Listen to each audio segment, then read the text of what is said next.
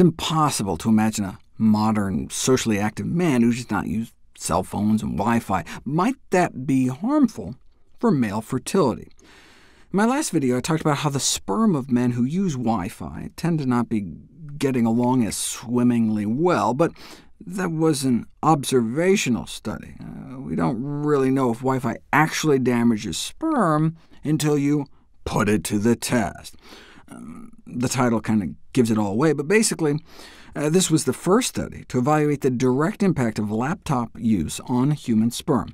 Here's the DNA fragmentation in samples near and far away from a laptop with an active Wi-Fi connection, suggesting one might not want to position a Wi-Fi device near the male reproductive organs.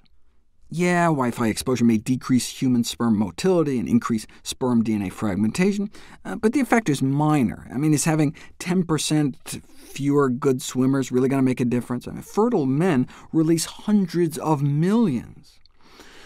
What is yet to be done is a study looking at bouncing baby endpoints. Do men randomized to a certain exposure have a tougher time having children?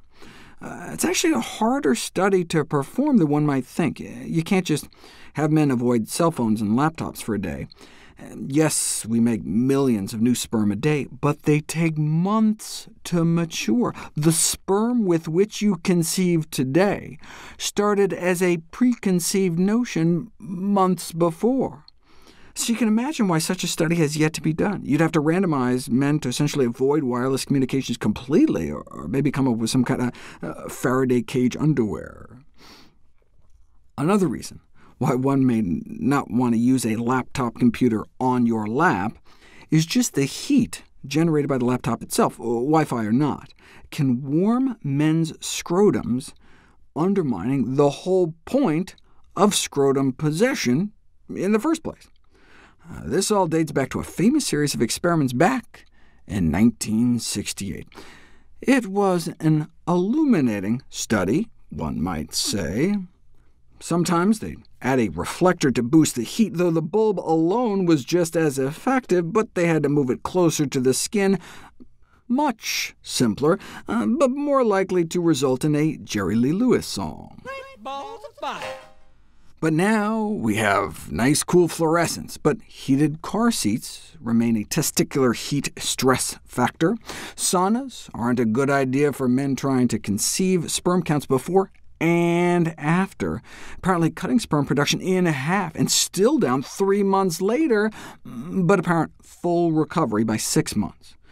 But that's why boxers, not briefs. Or go all commando. Who makes money on that, though? That's why we need a scrotal cooling device industry, though this review noted that more acceptable scrotal cooling techniques really need to be developed. Why? Whatever are they referring to? It seems the devices currently on the market are not so practical day to day. There's the curved rubber collar filled with ice cubes. Another was just like a freezer gel pack inserted into the guy's underwear every night. Not to worry, though, it thaws in 3 to 4 hours tops. Holy snowballs, Batman. Do not, I repeat, do not put an ice pack on your scrotum. A few frozen peas and carrots, and you can frostbite yourself. See, sometimes even vegetables can be bad for you. Then there's the Schwitzer that keeps the scrotum damp. And finally, attached with a belt, achievement of scrotal cooling with a continuous airstream.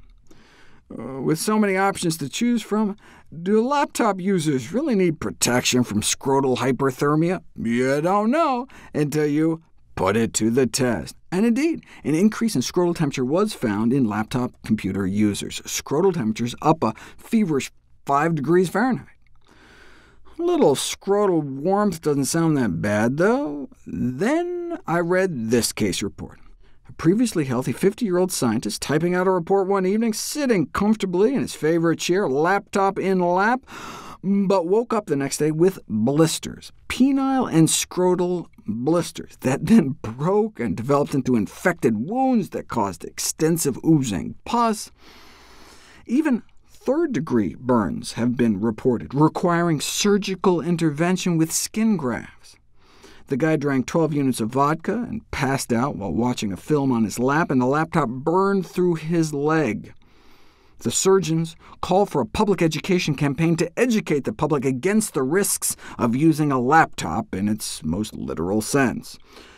How about instead educating the public against drinking 12 units of vodka?